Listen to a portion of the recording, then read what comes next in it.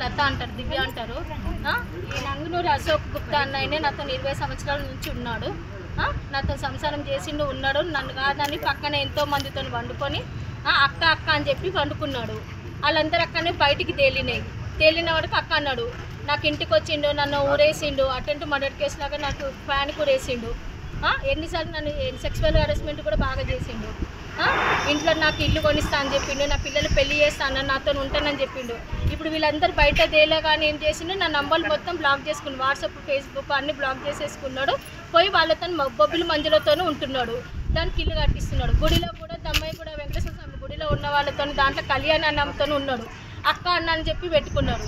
అక్కడ కూడా నాకు మీద దొంగతనం మీద తెప్పించిండు. వాళ్ళు నాకు ఏ సంబంధం లేదు, గుడికి రావద్దు, నువ్వు గుడికి రావద్దు, ఈమె దగ్గరికి రావద్దు అని చెప్పినాడు. అంటే అక్కడ దొరికిపోయింది అనేసి వీడు ప్రతి ఒక్కరు మూలలకు ఇష్టమేని అని ఉంది. దానికి చీరలకు 10,000 20,000 తన చీరలకు ఇచ్చి దాని బర్త్డేకు 200 మందికి భోజనం పెట్టిండంట వీడు. నాకైతే అన్యాయం చేసిండు. ఎన్జిఓ అని చెప్పిండు. ఎన్జిఓ దగ్గర కూడా ఇదే పని చేసినాడు. నాకు ఇక్కడ న్యాయం జరగాలని నేను మీడియాని సంప్రదించినాను.